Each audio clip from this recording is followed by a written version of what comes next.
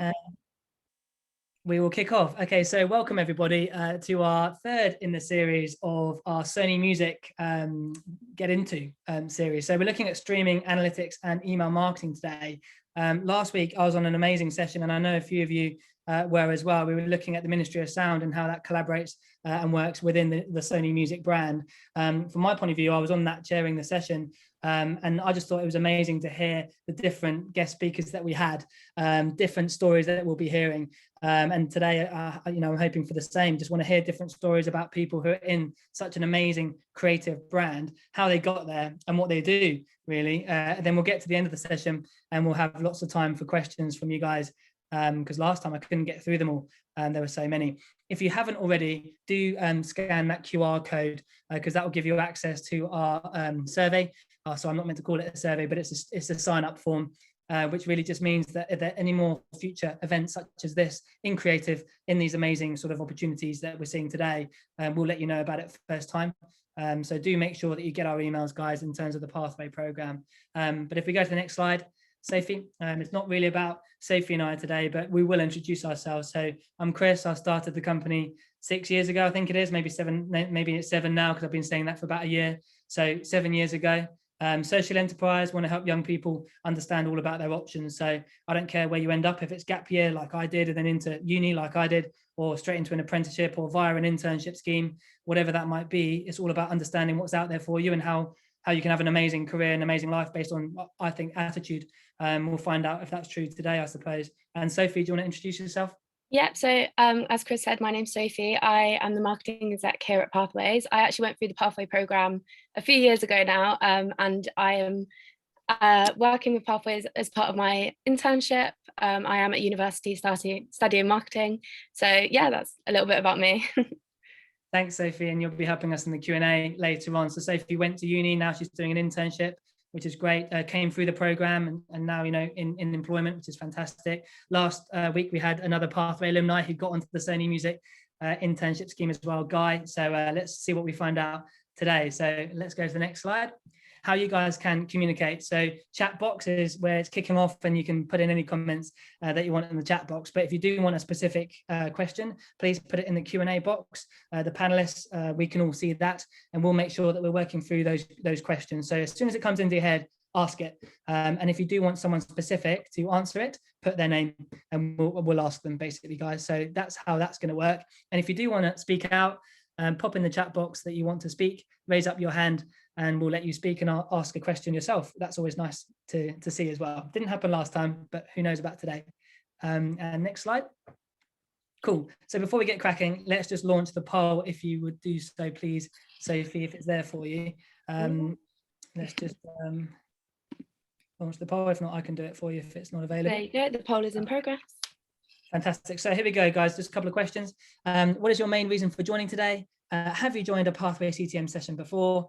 Are you looking for a role this year? Just interested to know if we need to support you this year. You're looking for something, or it might be you're off to university. It might be you're not sure. We will find out in about 30 seconds, I suppose. So quickly get your answers in there, and then we'll go through the poll results, and then we'll get cracking with our introductions into the Sony team, which is exciting. How much longer do we give it, Sophie? It's your call here.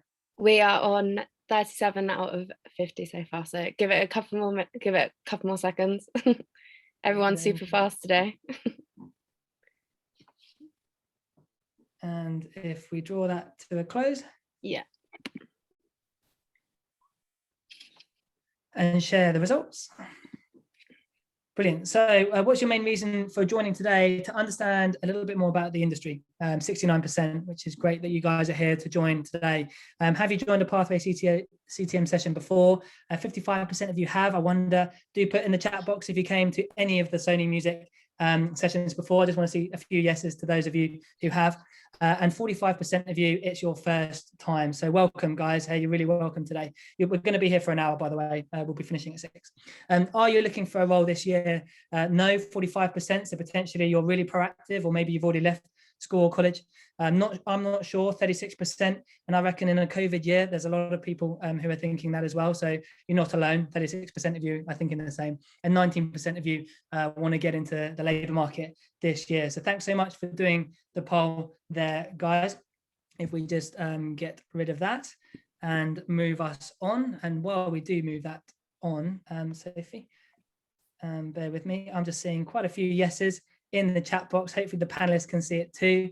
Saskia is saying it was very inspiring. And if we do actually swap over and we come to our first guest from Sony Music, I think we've got some slides that they'll be sharing. But it's great to see that so many people have actually been to all these sessions. Some of them it's your first time. Jess has been to all three. Ethan's been to all three. You guys are back again for more. So if we do swap screens then, guys, and hand over to Sony Music, and we'll get to meet the guys.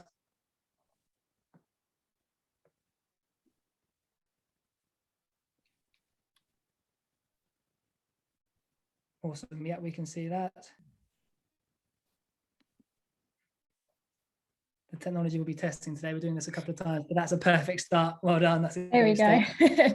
Hi, everyone. Thanks for joining. So a little bit about me. So I'm a CRM manager here at Sony Music. So a bit about my journey. So I didn't want to go to university and I didn't do an internship or apprenticeship either. I just went straight into work doing email marketing. I did media and drama and literature at A-level. And I really enjoyed the media side of things, and I knew I wanted to go down that path, and music has definitely been something that's always been in my life. Always played instruments and been going to gigs and things like that. So yeah, started working in email marketing, and then I moved into more of a delivery role, which was a lot more technical, and that was with O2, managing all of their kind of like customer communications. And then after that moved into CRM, and then found the Sony position. Really fortunately, I was just looking for a new job anyway, and I really wanted something in the music industry. And then, yeah, I've been here a year next week, I think. So yeah, that's me. Hey, Rhiannon, I must ask, what does CRM stand for? I was going to go on to that on the next slide. It's customer relationship management. No, sorry, I've jumped the gun. It's okay. Great to meet you. Yeah, and you. So my name is Jane, and I had a bit of a different route to get to where I am. So I studied art and design at college when I left school.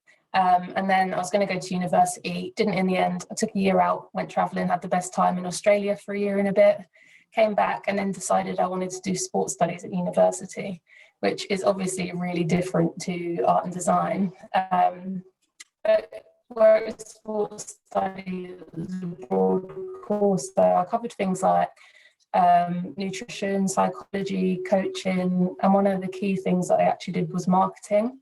And that was one of the things that I enjoyed the most. And I also had projects in there which were work-based learning, which allowed me to do like social media-based projects. So with that experience, I was able to go off to an internship at a local council. So that was social media and communications, and it was for a county-wide campaign that was arts and culture. So I was working that last year, and then one day I was just scrolling on Instagram, and a job page that I happened to follow shared about Sony Music internships, and I was like, wow, I would love to have that opportunity. So I applied for it on a whim, just went for it, and then here I am. So I started in January, and I will be here until January next year. That's amazing. Thanks so much. I don't want to jump the gun with questions because I know you've got a few more slides. Yeah, so I'm just going to dive into a little bit more about what CRM is and how email marketing comes into that. So our role is to mainly acquire, engage, monetize, and retain artists' own audiences. So owned audiences is basically anyone that joins a database, anyone that we have on our system. So acquiring is growing those audiences that we have, and we can do that by harvesting any of the data that we have on social media. Then engaging those customers through multi-channel personalized experiences. So targeting those customers that we do have with different types of campaigns. So exclusive access to tickets, different videos, exclusive looks at different bits and bobs, anything that's going to engage the fan base is something that we definitely want to be doing. And also monetizing those audiences as well. So an owned audience, so someone that's signed up to the mailing list, for example, of an artist, is 100 times more valuable than a fan that's on social media. So that's why we try and convert anyone from social into the mailing list. And then they're really more likely to go and then buy something on the artist's official store. And then we want to make sure we retain those customers as well. So keeping them in contact with the fans, trying to increase the merchandise sales that we have, and just keep them happy, because we don't want to be ignoring the database that we've grown so much. So we can use a multitude of different touch points to actually obtain this data. So the main one being newsletter sign-up pages. So these usually stand on the artist website. If you're on there for a few seconds, you usually get a pop-up saying, why not sign up to the mailing list? So here we can grab your first name, your email address, your date of birth, and your country, which helps us power personalization in future communications that we send, and also helps us segment the audiences that we do have. We can also include secondary opt-ins to other lists as well. For example, whilst you're signing up for that, also sign up for RCA records. Follow and save. So this allows the fans to save an artist playlist on Spotify or pre-add on Apple. And then that is a follow and save. So then we've got the pre-save, which is separate, which is just adding the track to your library in Spotify. And that's a great place to get fans to also sign up to the mailing list as well. Then we've got competitions too that we run. So this is a nice one that we did for Little Mix. So if it's a prize draw, a winner will just be selected at random. All the fan has to do is just enter their details. But if it's a competition, they have to demonstrate a skill or upload something. So we had a really good one for Sam Fisher that we ran recently, where fans uploaded a video of them singing his new track with Demi Lovato, and then those videos went over to a vocal coach and some label heads, and we got to create a fan video for that. So different types of mailers that we send to the database. The first one that we usually send is a welcome mailer. So this is a triggered send. So on that form that you just saw in the previous slide, anybody that signs up and gives us the details, we automatically trigger them with an email just thanking them for doing so and just confirming that we have actually processed their details.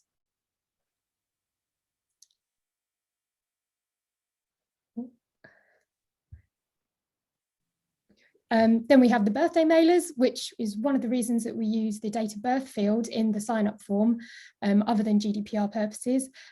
We like to just send a birthday mailer as a nice personalised touch from the artist.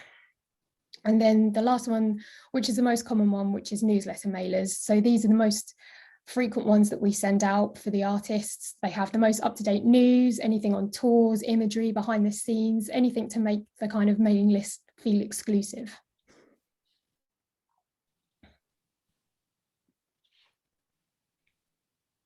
So we make our emails more engaging using a range of mechanics. So we have a tool called Movable Ink that helps make our email marketing more engaging and interactive for fans. So some of the tools that we can use on this are things such as personalized imagery. So like where Rihanna mentioned about the birthday emails, you could actually put the fan's name into an image. So it would say, happy birthday, Jane, for example. Countdown timers, so counting down to an event, creating excitement for it. So that could be if a single is coming out, if it's a pre-sale. Scratch off images, which are similar to like a scratch card type thing. So you can put exclusive content behind that. So that could be album artwork or perhaps the name of an upcoming single that hasn't yet been released. Live polls, so we can ask fans for their opinions on certain topics, and when they vote in the poll, the results appear on screen, so they'll also see what other fans are voting as well. Spotify playlists, so this is where we can embed the artist Spotify playlist into that email as well. And then social and web feeds. So we can connect to their social feeds and also their website, and it will show all of the latest content that they shared, and that will update in the mailer in real time. So Rihanna briefly mentioned segmentation earlier. So we group our audiences into segments to target them. So specific segments that we might use are things such as country. So say if a tour was only in UK or only in Ireland, or if there was some merchandise that was only available in a specific country, we would then only send that email to people that live in those countries. Previous purchases, so say if a fan was to buy an album, we could then offer those fans pre-sale access. It's an incentive for them to buy it. And then also register for access. So similar to the pre-sale access, they can register and we can target those people specifically. And then we can also actually do behavioural data. So say if there's an email that contains Spotify only content, we could send that to fans who use Spotify as their preferred streaming service. So there's a few factors that can impact the open rate of emails as well. So one of them is the time of send. So we try and time the send for a time when fans are most likely to react. So for example, it wouldn't be very good for us to send it at 3 AM in the morning or something like that. We send it well ahead of launches so that we can maximise awareness so that fans know what's happening. And also it's really great if we can do it before it's announced on social media platforms, because one of the incentives that you can use to get people on the mailing list is that exclusivity. So it gives them a benefit over people who are just social media followers. And then also we can do personalization. So similar to what I mentioned in the previous one with the dynamic content, with the personalized imagery, we can also do things in the subject line. So you can see here on the Little Mix example, it says, "Jane, party with us tonight." And then in the body of the email as well, it says, "Hey, Jane." So I think it makes you feel like you've got more of a relationship with the artist. It feels a lot more personal. And also we will receive so many emails in our inbox these days that just having your name on an email can catch your attention a lot easier. So how do we measure our success in these emails? So we look at engagement. So we look for the open rate, which is the percentage of people that have opened the email. So we look for that to be higher than the Sony Music UK average, which is 20.87. And also, say if we were doing a follow and save campaign, another way that we would measure the success forms, because then we can see if they're excited about the new track and that they're willing to engage. Yeah, so as well as that, we've got an uplift in mailing list opt-ins demonstrates success for the artist database, because there's more fans that want to have access to this exclusive content, and we know that there's a drive there, so we can actually service that level of engagement, especially if there's a surge. Also for sales, of course, so UK official store visits, people clicking from the mailer to the website if they want to buy something. Merchandise selling out is always a key indicator for success. We recently ran a Little Mix flash sale campaign, and I think it was the Jessie cassette sold out amongst anything else. It was just that one that was the most popular, which also tells us a lot about the fan base as well. And then obviously ticket sales is an important measure in success. So if things sell out, if there's high demand, if the artist has to have extra tour dates in certain areas, it means that the campaign's performing really well as well. And yeah, that's everything from us. That's amazing. So I guess we're really looking at the business side of music here. Rihanna, yeah. when you came into your role, did you know that all of this was going on? Yeah, so because I kind of came from a more CRM tech background in terms of like campaign management and delivery, I understood that side of it. But then when I joined, obviously, the music business, things started to connect up as to, oh, that's why they do this. That's why we receive that as a fan. And yeah, so it was really interesting learning that side of stuff as well, because you're not really exposed to it, even if you do know like the technical side. But yeah, no, it was really cool learning all about how that kind of fits in together. Yeah. And has working in music been your dream, I wonder, or is it just you found yourself working in music? I've always been wanting to do something in music. Like I was really nerdy as a teenager watching like Sky Arts documentaries on Fleetwood Mac and stuff. So I was, always really interested in it. And I could fit my skill set to a role that I saw that kind of was in the music industry. I thought this is something I kind of have to go for. That's amazing. What I love about your story is what I tell young people quite a lot of the time is if you want to go and get the amazing role in the industry that you love, sometimes it's a way of getting there. And you've come in as an expert around CRM and they've brought you in to help around that area of the business. And so you've sort of come at it through getting your own business experience and now you're working in an area that you love. which is an amazing way of getting to where you want to in your career. And I think that's a bit different to maybe what we saw last week, which is, I think, it's great, Rihanna. Well done to yourself. And Jane, surely this sort of stuff day to day, although it's work, it kind of maybe doesn't feel like it if you're looking at Little Mix's data trends on social media. Yeah, it's really weird sometimes, especially when I think back to my old job, because it was in local government.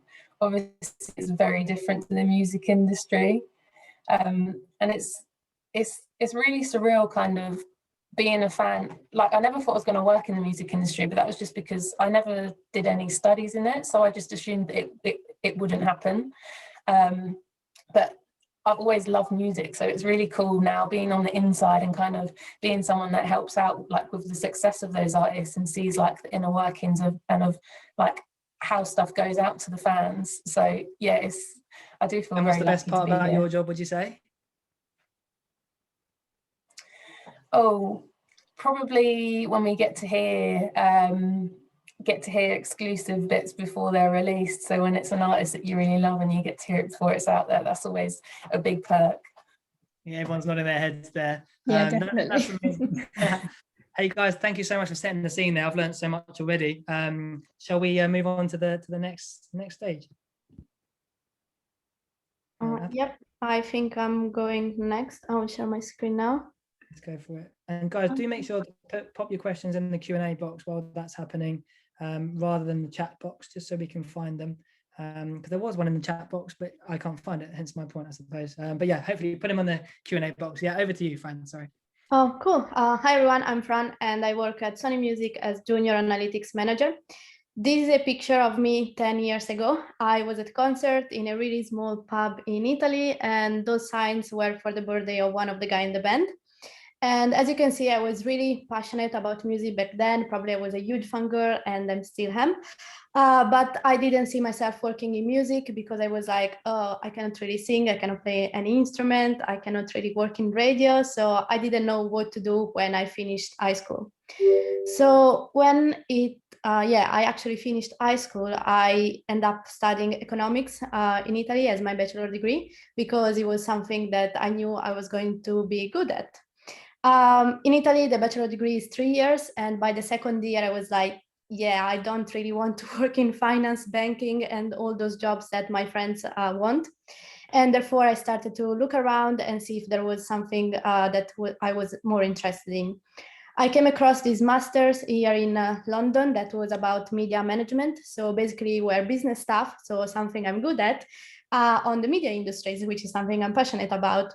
That sounded like the perfect combination for me. So I finished my degree in Italy, and then I moved to London and I did my master's here. And during that time, I came across how data are being used in the music industry as well as movie industry, more around, recommendation. And it was something that was really interesting for me. So by the end of my master's, I was like, okay, I have a kind of broad idea of what I want to do next. After I finished my master, I did work for a few months for an online website, writing reviews for albums and concerts. And then I finally came across the internship at Sony Music in the analytics team and applied for it. I got it, and here I am today. So that's kind of my journey. And now I want to talk a little bit more about analytics, what actually analytics is, how we use it in the music industry, as well as what are kind of like some of the skills that you need or develop working in this position. So I see analytics as basically a way of thinking where you use data to inform your decisions in order to get to an objective. Here, I try to represent it a little bit. So we always start from an objective, but we don't know how to get there. So we have many questions. Those questions can be answered with data that we either have already access to or we can collect. And by analyzing those data, we can come up with ideas and recommendations to reach that goal. So this is the process that goes in when you think about analytics. I think that now is still a little bit of theory. So now I have an example of everyday analytics that probably each one of you has done at least once. So everyone has social media, I think, and maybe at least once we thought, okay, I would like to get more followers, more likes, and more comments on my social media pages. And if we think about Instagram, maybe, I don't know, you went out during the weekend and you took many pictures and you're not sure which one you should post in order to get like as many likes as you want. But what do you do? It's you have, it's data. So if you scroll down your Instagram feed, you can see quickly that sometimes, I don't know, if you post a selfie, you get 200 likes, while if you post food, you get 5 likes. So your decision is informed by that. You're like, okay, I'm going to post more selfies. You take more selfies, you post that, and hopefully you get more likes. So I hope that now analytics makes a little bit more sense and is also less scary. And now I just want to talk about analytics in the music industry. So in this case, again, we think and we start from an objective. And as a label, the main objective is to grow an engaged audience. And then there are like other smaller objectives underneath that. Again, we don't know how to do that for all the artists that we work with, but what we have is data. And I'm going to touch upon which kind of data we have quite soon. And then by analyzing those data, we can come up with recommendations for the label in order to tell them, how they can achieve their goal to reach a bigger audience and to engage with them. So in terms of data, maybe you are quite familiar with all of the apps on this phone. There are some social media apps and some streaming apps, and we do get data from all of them, like different types of data. And I'm going to focus more on what we do with the social media kind of information that we get. And I believe that Alex next is going to focus more on the streaming part.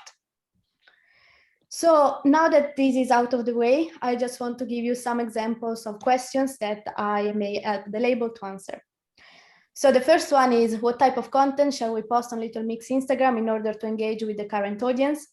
So basically, this is the same example that I used before, but instead of looking at my personal Instagram, I look at Little Mix Instagram.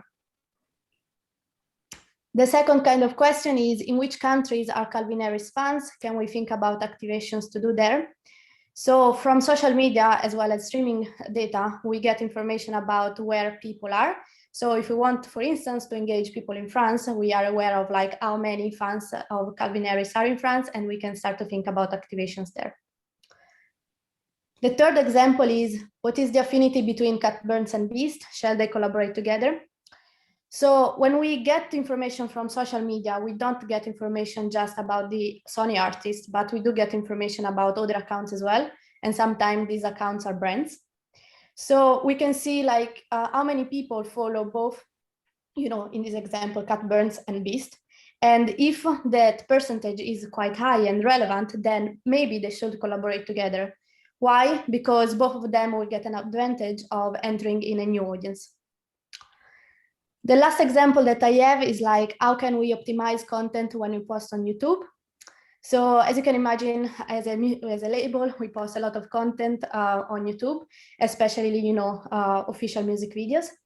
And by using data that we get directly from YouTube, we can give suggestions to the labels. One easy one is, if you create an official music video, do not put moments without music, because people are there for the music, otherwise they will skip it. So that was it in terms of, examples of questions. And now thinking about this process, I want to give you a little bit more of an insight of skills that you develop, working in analytics. So starting again from the objective, the main skill that you need and develop is active communication. So when I think about myself, I have to listen to what the label want to achieve, as well as, ask smart questions in terms to really understand their objectives.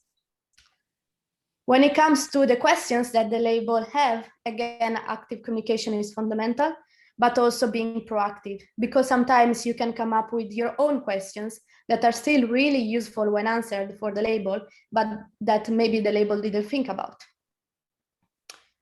When it comes to analyzing data, yes, you have to be good with numbers, you have to be logical, and maybe, and actually not maybe, you also need some coding skills, but more importantly, you need problem solving and being creative. Why? because in order to query the data, there's not always just one way. Sometimes you don't always have the data that you need. So there are a lot of challenges that you have to solve. And in order to solve those challenges, you have to be creative.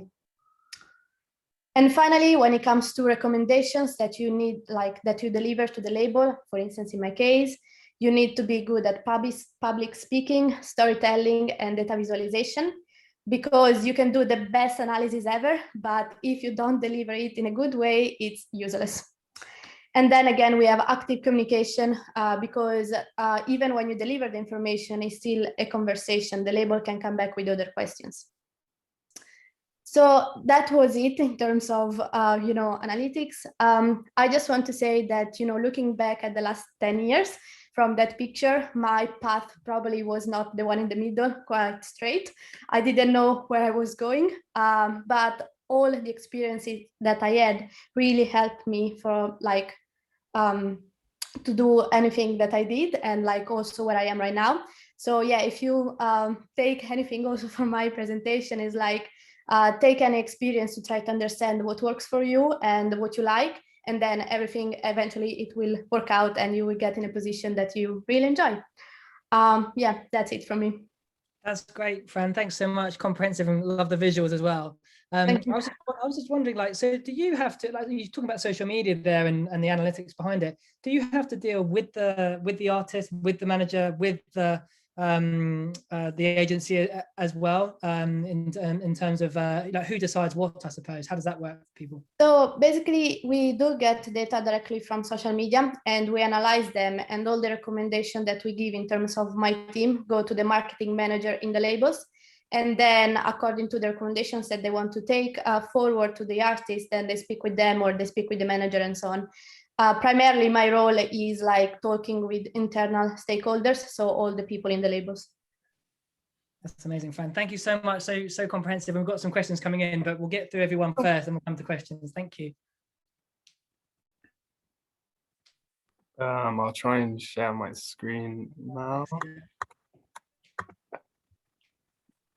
Cool. Well, well done for popping in the questions, guys. Sophie and I will get to those. Sophie, if you want to pick out the first question from when we get to the Q&A, and then we'll go one by one and get through them. Can we see a white screen? We can indeed, yeah. Okay, sweet. Fran told me she was putting in a photo of her when she was 15, so I did the same thing. And that is me when I was probably your guys' age. I was in school with curly hair and a little chipmunky smile. But yeah, I'm Alex Mitchum. I'm a streaming data analyst. And I thought I'd tell you guys a bit about my story and how I got to Sony. Similarly to the other guys, it's not as straightforward and not as, this is how it's meant to be done. So I guess, as Fran was saying, if there's a path that you think you should be taking, just take the path that's best for you and you will find your way there. So yeah, I grew up in the Midlands, Telford, if anyone knows it, little countryside town.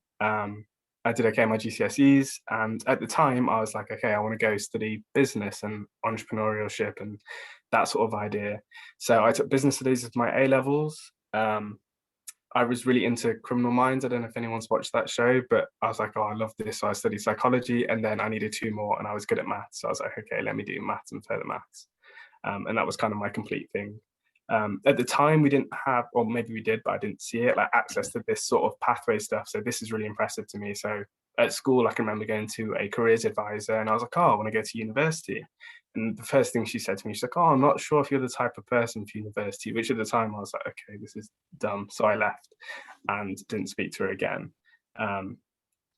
I found the best unis I could apply for and applied to them. And I was like, okay, this is what I'm going to do. I'm going to do it by myself. And then I was like, okay, let me go do maths, because that's what I was getting good at A-levels.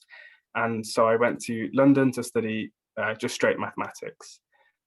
Did my bachelor's, specialised in data, quantum mechanics and artificial learning. Finished that and had a little bit of a panic. I was like, oh my gosh, everyone's getting jobs. I'm an adult now. What do I do? I don't know where to go. I don't know what I want to do. Took a little bit of a second. I was like, okay, I'm really enjoying studying. I'm not in a rush to go anywhere. So I was like, okay, let me apply to do my master's. So I stayed on, did my master's, did my dissertation on making music using artificial intelligence. And that was kind of the first time at which I was integrating maths and music, and later that I guess that would foreshadow what I do for my job.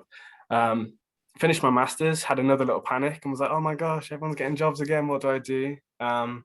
Was like, okay, I really enjoy doing maths and I really enjoy doing music, so let me see if I can combine them. Applied to Spotify and Apple for any data positions I could find, got a whole load of rejections, to the point where I was like, okay, I want to do music, maybe I'll forget the maths for a second. So someone pointed out to me that Sony were doing an internship, and at the time you didn't apply for a role, you just applied to be an intern at Sony. So at that point I was like, okay, forget the maths, let me just apply to this. Was going through the process, and fortunately, I'm not sure how, but my CV landed on the desk of my current boss, who was hiring for an analytics role. And so I got a call and they were like, yeah, come through, have an interview. So at the same time as doing the internship application, I was also applying for this job. And fortunately, I got my current position, and yeah, that's why I'm here. And I've been here for coming up to 2 years now. Yeah, and I love it. So let me go into a bit more about what I do. Oh wait, this is my music. No one asked for it, but this is what I'm into. Just if anyone cares, it's a bit of hip hop, bit of R&B, bit of everything. But for this position, like I think, or for any position in the building, having a love for music is definitely kind of the A game. And you find that people really are passionate about music. And I think that's my favorite thing about the job, is that you can speak to anyone and they care about it, which I don't think you get everywhere. Okay, so before we talk about streaming and kind of the data that we look at, I think it's quite important to understand how we consume music and how that's changed over the course of, I don't know, several decades. So for me, my entry to music was CD. So the first thing I can remember getting was someone gave me one of the early Kanye West CDs and was like, oh, you've got to go listen to this. Now, while it's the same music, it's the same tracks that you can hear on Spotify, how we take that in is completely different. So I had a CD and that's what I would have listened to 100 times a day until I got given another CD. And similarly, when it was a record for maybe my parents' generation, you were picking out a record that was in the front of the store, or the record that people were talking about. So for label, it was a very different sort of business at the time. It was, how can you get your record or CD at the front of a HMV, for example. Probably about a few years later, come along downloads, so iTunes, or if people were using it illegally or that sort of things, like LimeWire maybe back in the day, but you downloaded it onto your iPod, and at the time you could have 1,000 songs, and it's like, oh my gosh, you can have 1,000 songs on an iPod, how crazy. Which now sounds really silly, but I can remember that being loads. And even then, that's changing how people listen to it. People are sending music to each other and that sort of thing. And then finally, you end up in streaming, which is a whole new ball game, and it's something that a label haven't been able to understand until like it's become so big, and they've got people coming to analyze and that sort of things. You've got playlists and algorithms and all this data and all this music that you wouldn't have been able to hear otherwise. So in terms of like, what is the data? What are we actually looking at? I'm trying to keep it separate to Fran, because we actually do kind of different things. Like Fran's in the analytics team, whereas I'm technically in the research team. Fortunately, we get to work together on a lot of things, but there's kind of a slight difference in the sense that I'm trying to research into how the platforms have an ecosystem and how they work. So for example, say you go on your phone, you open up Spotify and you click play a SZA track, for example, Good Days. Now, when we click it, we don't really think about it. It's just press play, it's one button, we don't think too much of it. But actually, there's so much information that's deep within you pressing that play that we're trying to work out, and trying to work out what that means and how we can better change how we approach Spotify and approach Apple, approach YouTube, and that sort of thing. So have you played it from a playlist? And what does that mean? If you listen to a playlist, are you maybe more likely to listen to music that's suggested to you? Or do you go out looking for music? Are you one of those people who searches for it? And what does that say about you? How old are you? Where are you from? Like, what gender are you? How does the song actually sound? Is it a heavy song? Has it got good acoustics? Has it got high upbeat tempo? We can see all of this sort of information, and it's kind of painting a picture and completing a puzzle of what can we understand about the people listening and how that platform navigates. Even down to, if you use Spotify, how does that make you different to someone who listens to music using Apple or using YouTube? Did you come from TikTok? Is this the new TikTok song you've heard? Have you come from a similar song, and that sort of thing? So there's hundreds and thousands of different sort of combinations, and I guess our job is to understand how these all interlink and research into how these differ. One of the sort of examples of this, hopefully this will work. You open up the dirty window, let the sun illuminate the world that you cannot reach it. There's something in the distance, some close you can almost taste it. Release your inhibitions, feel the rain on your skin. So that is a TikTok, which I can remember seeing probably a few months ago. And it's just a TikTok, right? You're scrolling through your phone, you spent an hour looking at this app, and it's something that you've come and gone within 15 seconds. But something in your head said, oh, that Natasha Bedingfield track is kind of catchy. Let me go play it. And for us, we see that and we have to try and pick that up as quickly as we can. We've seen that all of a sudden we've had 100 people searching for Natasha Bedingfield Unwritten. Now, what can we do about that? Can we capitalize on that? Can we speak to Natasha Bedingfield? Would she like to get involved with that sort of thing? And it ends up with stuff like this. Staring at the blank page before you, open up the dirty window, let the sun illuminate the ways that you cannot find, reaching for something in the distance, so close you can almost taste it. Release your inhibitions, feel the rain on your skin. So that is Natasha Bedingfield with the track, or with the guys that made the original dance. And yeah, she's invested in that. And that's something that people are, I don't know, interested in seeing. They like seeing the artists perform these songs and get on these TikToks and that sort of thing. But without being able to pick up those trends in the instance and work out, okay, how do we spot a trend? What even is a trend in streaming? Is it people that are listening to it in a certain way? Is it people that, as I said, searching for it, that sort of thing? Without being able to understand how these platforms work, it's hard to pick up on these trends and hard to do things like these TikToks.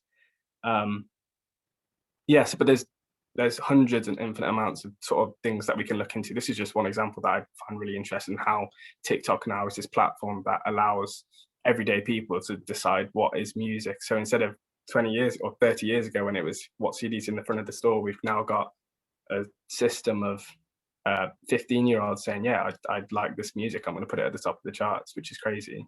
But I won't go on too much more. That's it from me. Just in terms of like, if there's something to take away from this, I guess the most important thing for me is you'll come to it. There'll be a time where you're stressing, you're like, I don't know what to do. Maybe it's now, or maybe it's in a couple of years' time, you finish school or finish university or college or whatever.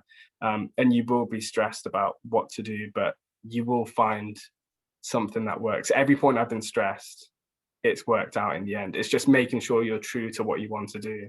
I think there's people, like some of my friends who finished uni, and the first thing they thought to do was, okay, I need to get a job, any job that I can find, and I need to earn lots of money. And a year later, they really don't enjoy the job they're in. So it's kind of taking the breath and saying, okay, this is what I want to do. What's the best way of doing it? And then like some of the other people were saying before me, if it's, maybe it's not the most forward route, maybe it's not looking into music, but maybe it's using the skills that you've already got and seeing how you can apply it. For data, it's great because there's data in fashion, there's data in football, there's data in gaming, there's data in music. So if you can find your skill that you're good at and apply it to the industry that you're interested in, that's the perfect combination thing. Yeah, that's it from me.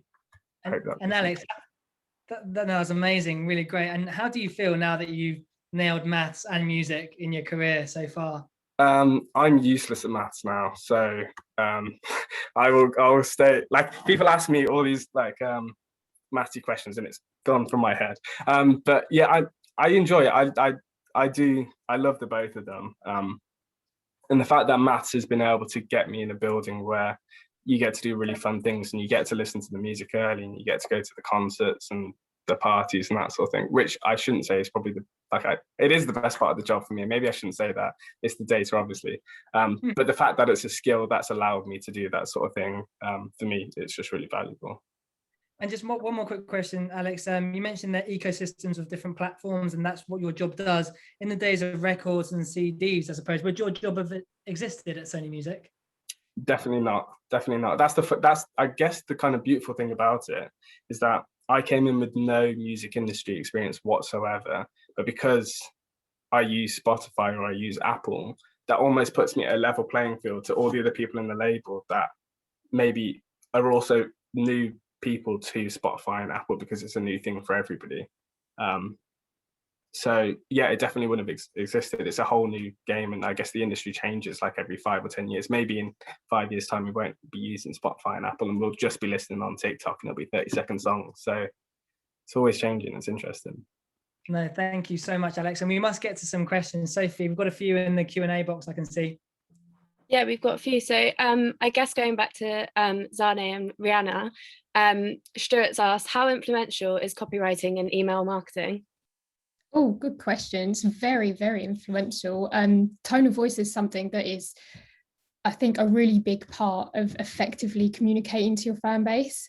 Because if you're just not really thinking about the audience, say, for example, the way that you're communicating to a Pink Floyd audience is not going to be the same as how you're communicating to a Little Mix audience, because they're completely different ages. And like Fran said, you can use the analytics to really understand who you're targeting a lot better.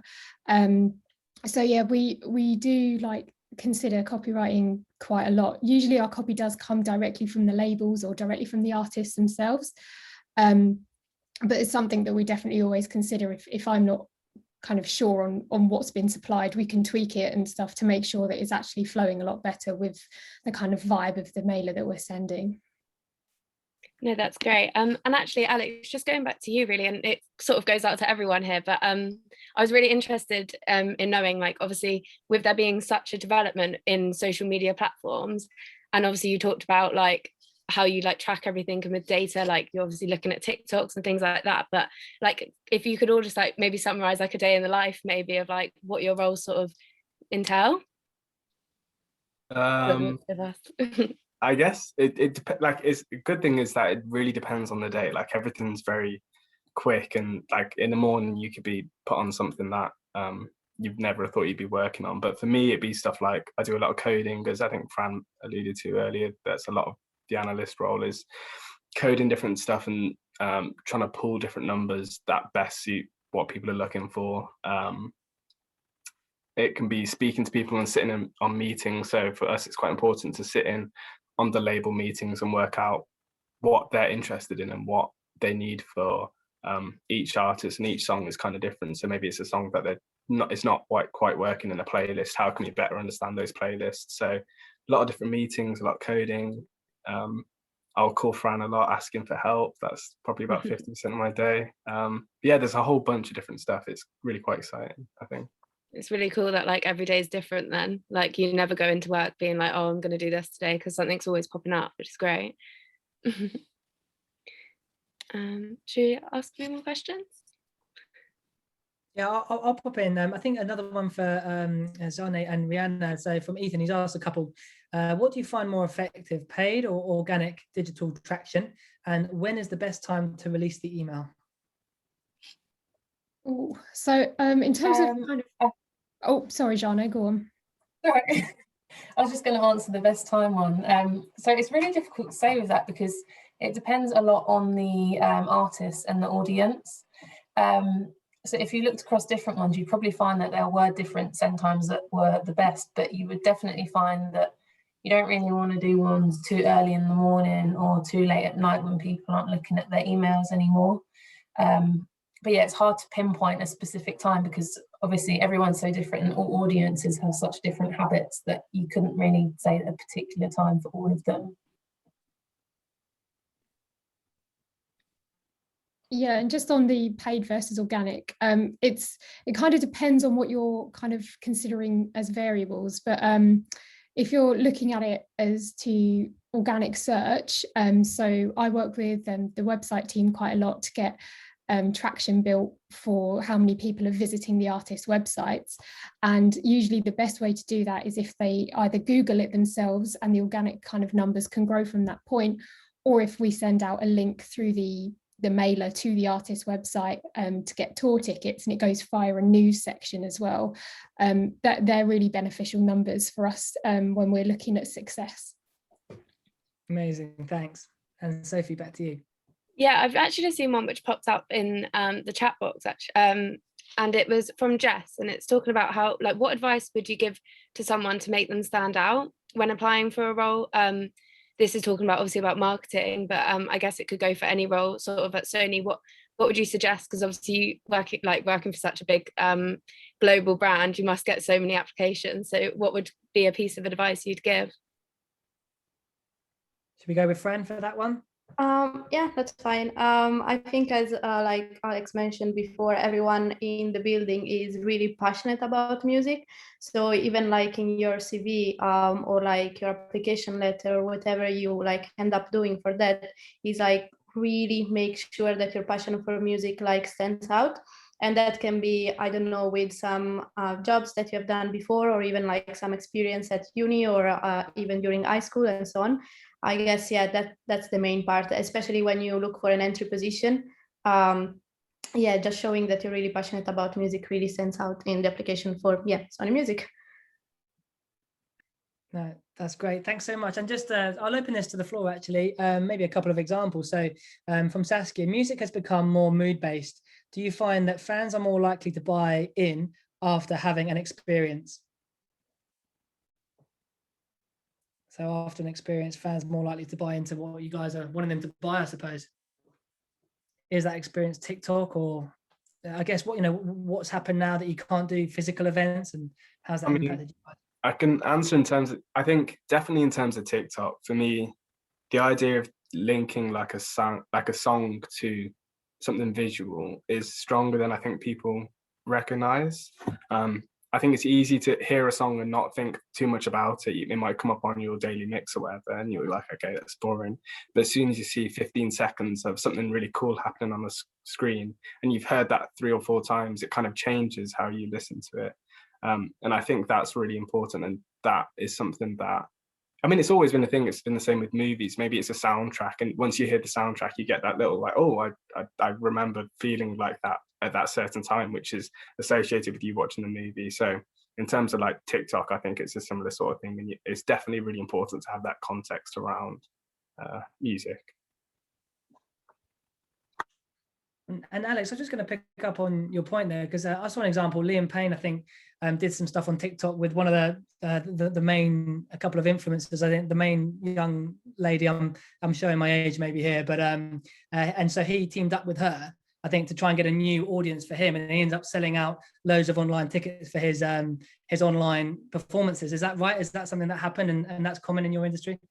Definitely. I think people now you can be as interested in the artist as you can the music they put out, and that's the same for influencers and for TikTokers and that sort of thing. You can be really invested in their life and everything they do. So if they say, okay, we're gonna put out a new song, you're gonna listen to it regardless of whether you think you're gonna like the song or not, or you're gonna go buy their tickets or that sort of thing. I think it's really powerful. Yeah. No, it's so interesting hearing about music in such a different way to normal. Sorry, Sophie, over to you. Yeah, so I guess this is a question for Zane, but I guess it can pretty much be from everyone, because you've all sort of came from different backgrounds which have ended up working in music. So how did you get jobs that are unrelated to what you studied in college and university? I think a lot of it for me was just the transferable skills. So I think it's important to be able to kind of look at your skill set and think about how you can apply them to other things as well. So say where I did art and design, obviously that links to music as well. But then when I did sports studies and I did the marketing aspect of it, that's a creative thing as well. And obviously marketing different in different industries, but it's a similar kind of principle. And then when I was at university as well, I did my work-based learning project, and that was social media based. So that then gave me the social media skills. So it was like that combined with my art and design diploma then got me the internship that I did at local government. And obviously then that was arts and culture based. And then that got me to Sony. So it just kind of, if you can take those skills and think, right, where else can I put them? I feel like they will just kind of come together at the end. And yeah, you'll be able to get to where you want to without even necessarily feeling like you might have those skills. If you really like step back and look at how you can use them, you can definitely get into any roles. No, that's really good. I guess it's similar to like what Fran said as well about having like active communication and being like confident in yourself, being able to speak out, because like you mentioned, they are all transferable skills, and I guess they can be applied to any job role really. Yeah, and I think it's important to go for stuff, even if you don't necessarily think that you're qualified. I think if you just give it your best and put yourself out there, then what's the worst that's going to happen? You're going to be back where you started, but nothing bad is going to come from it. And then the best outcome is that you get it. So if I hadn't gone for that, then I wouldn't be here now. So yeah, definitely just go for whatever you can. 100%, and that's great. Great, and Saskia agrees, saying great advice, really well said. And we've only got 5 minutes left, guys, so get in your questions. I'm going to open this to all of you again, maybe lazy journalism here, but what, in your opinion, is the best option, A-level and uni-wise, for someone who has a big passion for music and performance-wise? So, what is the best option? Well, I probably know the answer to what you guys are going to say, but who wants to answer that one? It depends where you want. Sorry, Rihanna, you go. No, I was going to say exactly what you were going on for. Yeah, just really think about not just the music industry as a whole, but try and dissect it into, okay, what classes do I enjoy taking at school? What projects have I enjoyed that I didn't think I was going to? And you'll start to be able to like build up a picture of, okay, I could realistically go down this road, or I could go down this road. And what I actually did was, this might sound really cringy and it might not work for you guys, but I found it quite useful, was I drew like a tree, and the branches off of the tree were all of the different possible routes that I could take to get me to somewhere where I knew I was going to be enjoying what I'm doing for my job. So yeah, I think it's more about kind of thinking what's realistic within the music industry with the skills that I've already got. And then, yeah, just trying to match that up with like roles.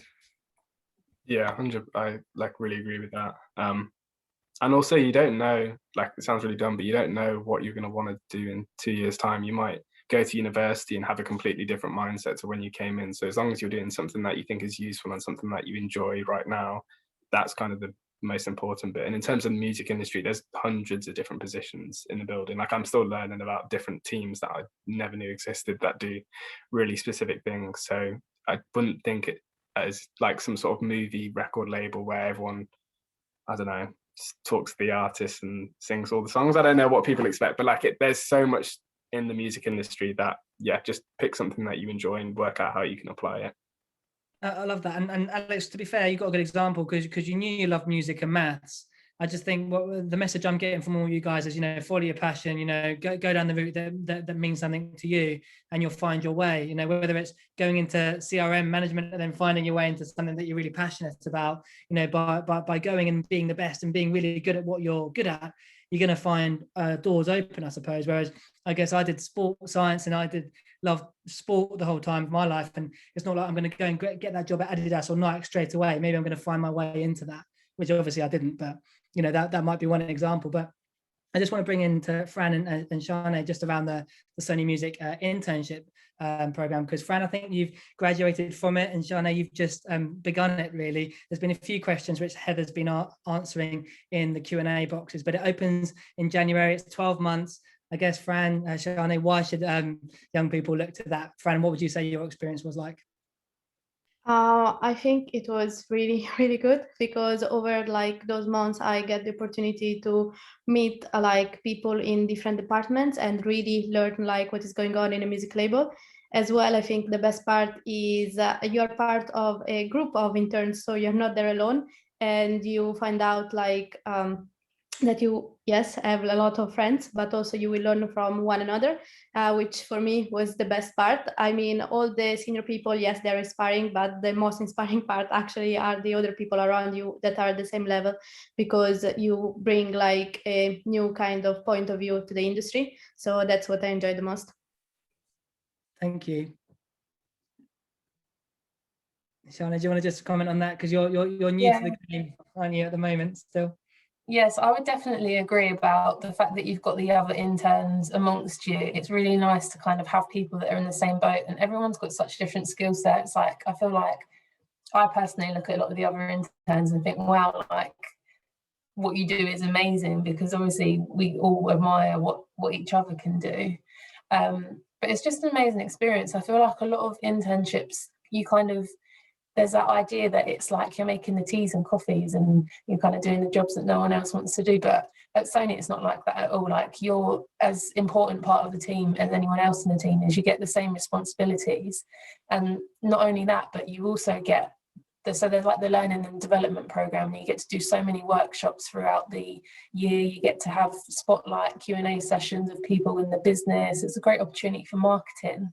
So it's like, even if you do the internship and then you don't necessarily get a permanent job at Sony afterwards, you can get so much from the year that it's just invaluable. Like you can take it anywhere. That's amazing. Thank you. Carolina, did you want to speak? I think you just raised your hand. Let me just see if I can come to you there. Carolina, I was going to allow you to talk, but I think you may have not raised it anymore. That's fine. Guys, it is 6 o'clock. So if we've got a couple more questions, can we just quickly fly through? Do you want to have a go at one and then one more, if that's okay, guys? I just want to make sure we get through them all. Oh, sorry, Sophie. I think you're on mute. Oops, sorry about that. Esther's asked, does the internship only apply for a specific age, for example, 17 to 20-year-olds, or is it open for all ages? I'm not sure what age it starts at, but I can say that I'm 26, so it certainly doesn't stop at 20. I know that some of the other interns are maybe, I know there's like a 20-year-old, and then there's a couple that are older than me. One of my concerns was when I joined that I might be too old, but that's definitely not the case. I can see that Heather's unmuted now, so maybe she can give you a definite answer to that one. Yeah, sorry, I'll just jump in. You have to be 18 just for legal reasons, but there's no upper age limit, but you do need to be 18 before you start with us. Brilliant. Thanks, Heather. And I guess final question of the day, then we'll go to anonymous attendee with what type of artists or sorts of music do Sony Music work with, e.g. pop, video games, rock? I guess we had Ministry of Sound here last week, that type of music. Does anyone want to pick up that in terms of what type of music, does Sony represent? I think it's really varied, because I have the great opportunity to work with multiple different labels that sit within Sony. So I get to work with Bring Me the Horizon on a regular basis, and then also Little Mix as well. So it kind of covers all grounds. No, fantastic. Anyone to add on to that? Otherwise, we'll wrap it up there. And I think you get different vibes within. We've got different smaller labels within Sony. Is kind of how it works. So yeah, you go to Black Butter, which is a bit more like UK hip hoppy, and then you go to Ministry of Sound, which is more heavily dance, and you go to RCA, which is more pop. But they do cover a lot of different genres. There's a little bit of everything for everyone. Yeah. Fantastic. Hey, guys, it's been a fantastic session this evening. Another hour with Sony Music and another five. Heather, thanks for your contribution at the end there. Another 5 amazing people from Sony Music, and like just hearing your stories has been inspirational. Sophie, anything to say to wrap up from your point of view? No, just that it was really great to hear all of your stories and like learning so much, like for myself anyways, about marketing, which is great. And yeah, I hope everyone has enjoyed it just as much as I have. No, well done, everyone. I've put it in the type form there. Just do leave us any feedback that you have, because we'll report that back to Sony. And it's been a fantastic session again. And just hats off to those of you who've been to all 3. Hopefully you really get to know the brand fantastically well. And who knows, maybe we'll have more interns of the future following in these guys' footsteps. So thank you to everyone for your evenings, and yeah, have a good evening. See you later. Thanks, everyone. Thanks, guys. Thank you.